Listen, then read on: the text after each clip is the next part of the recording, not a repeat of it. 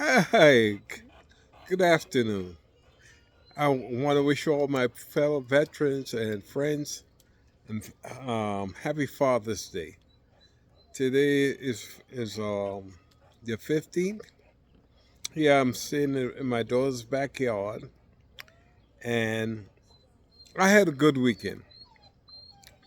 But I also felt sorry for some of my fellow veterans. They had to put up with that.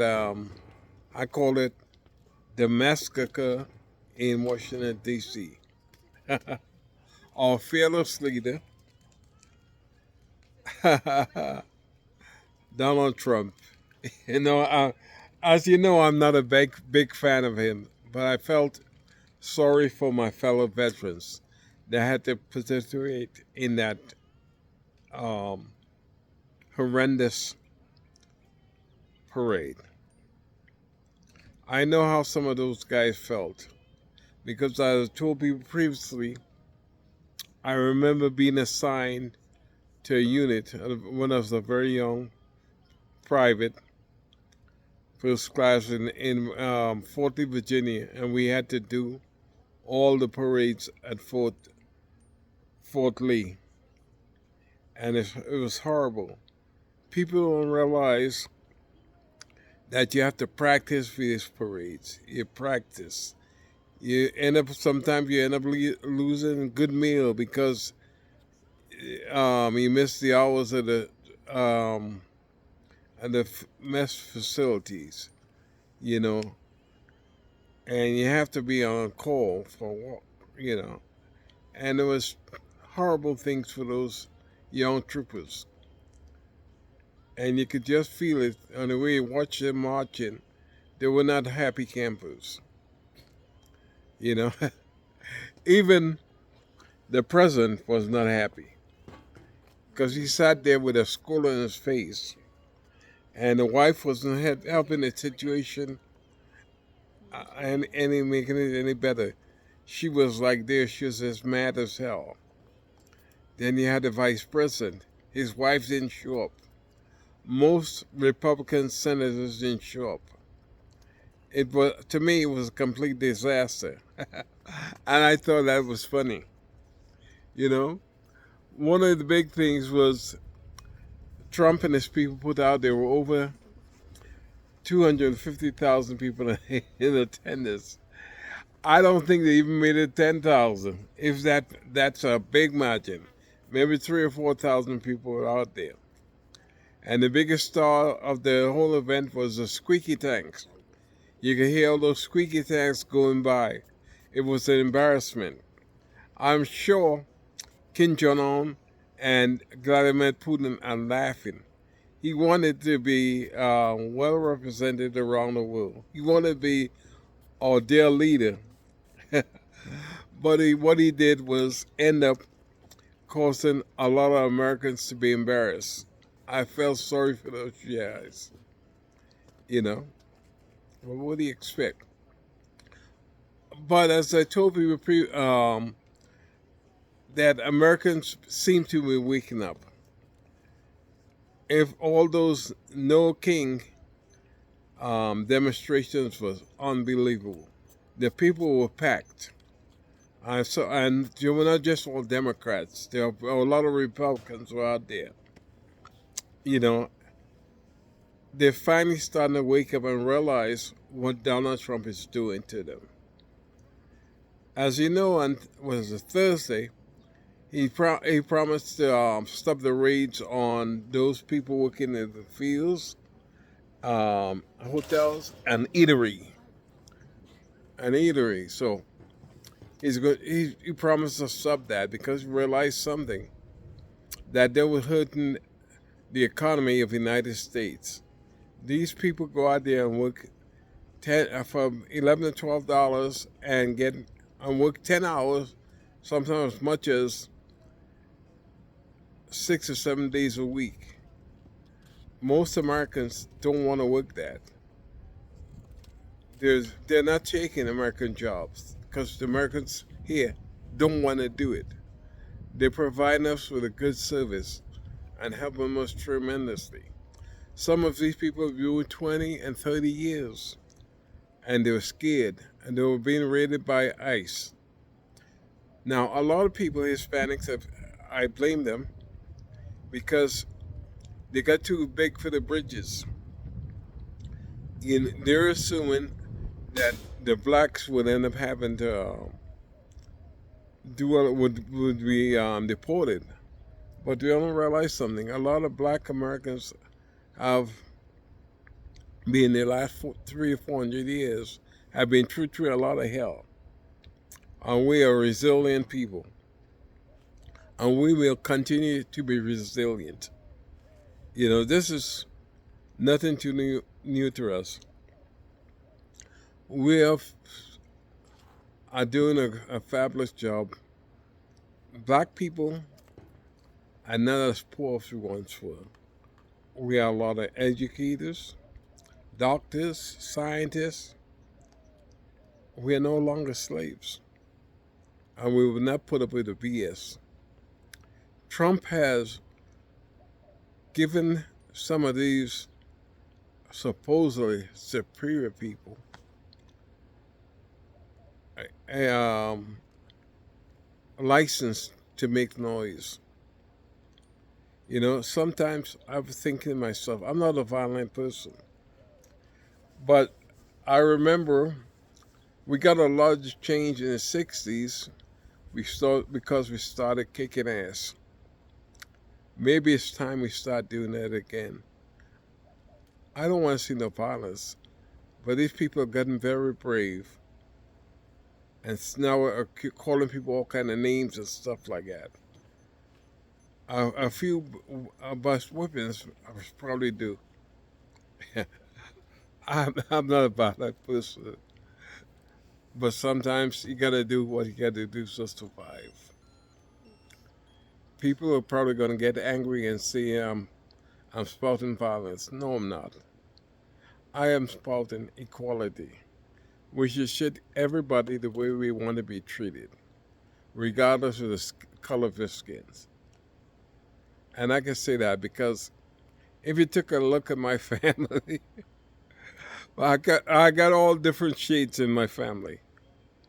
You wouldn't believe some of the things. I have some grandkids that look Hispanic. It's unbelievable. I live here in El Paso.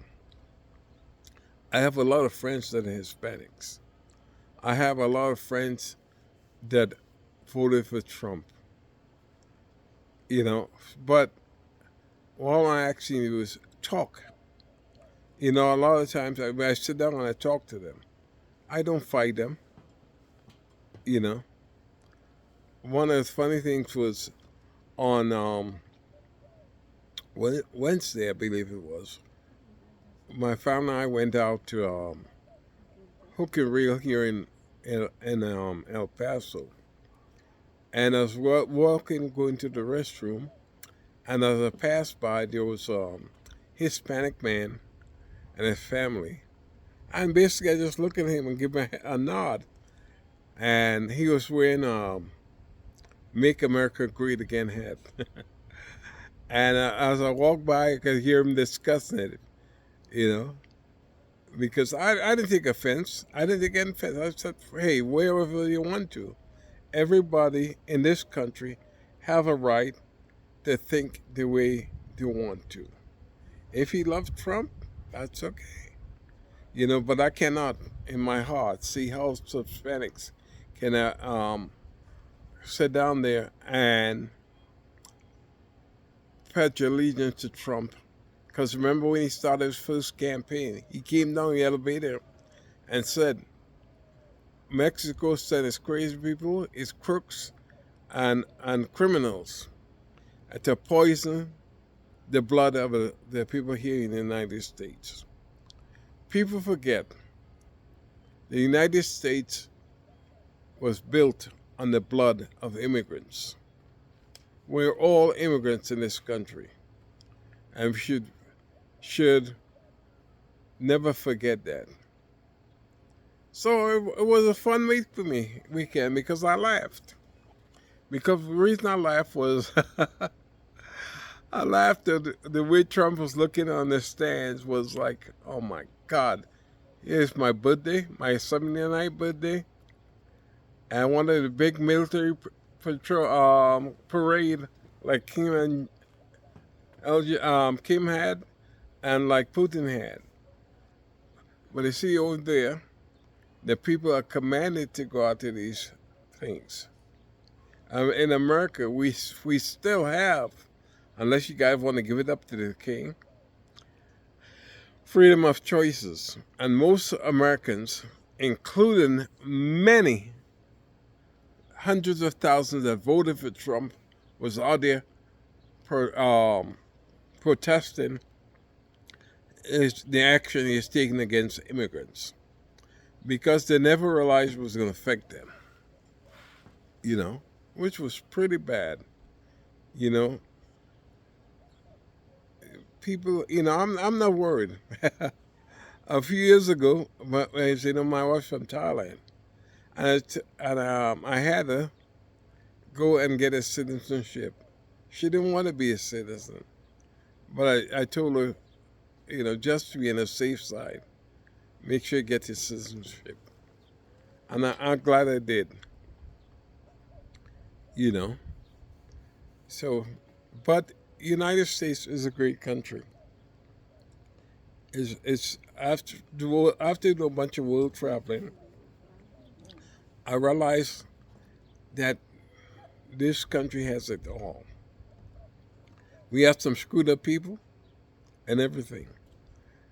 Like that incident that happened in Minnesota, where those lawmakers were killed.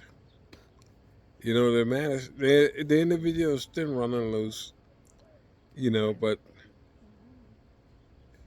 this is what happens. People need to talk to each other, not just be mad and stuff. Like talk it out. If you don't agree, sit down and discuss it like human beings. We all have minds and we think differently. You know, I just don't know what to say. What's going on? You know, and America is a great country. Now I'll take a pause a minute, and tell people, hey, my fan bases or my subscribers have been very good to me lately. My subscription and my people watching my videos is an all-time low. I haven't been getting much views in the last 2 months.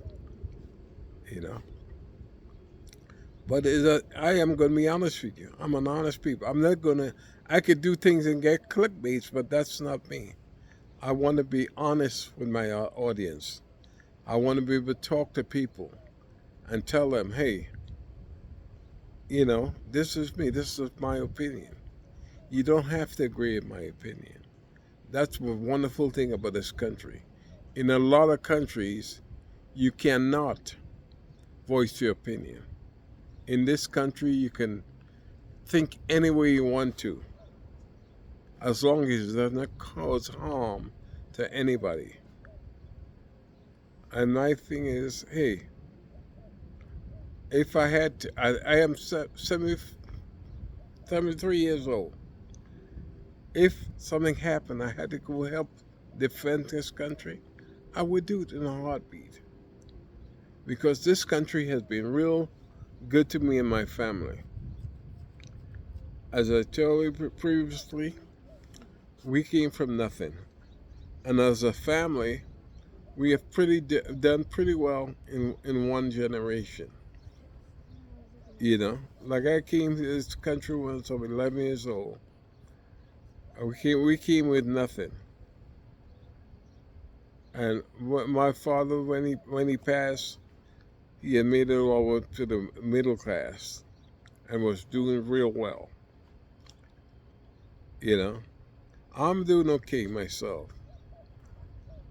My kids are doing well. Their kids are just starting out, so they're still in the learning process. Like I said,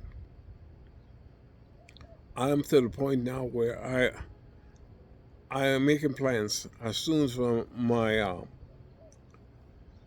leg and hands right now is still messed up from my stroke. So, but I plan to go overseas in October for a little while and enjoy life. I said I'm in my twilight, my years. You know, and I put a lot of vets at home doing nothing. Hey, get on YouTube, start your own channel. You know, but in the meantime, hey, drop me a little hi, how you doing? Comments.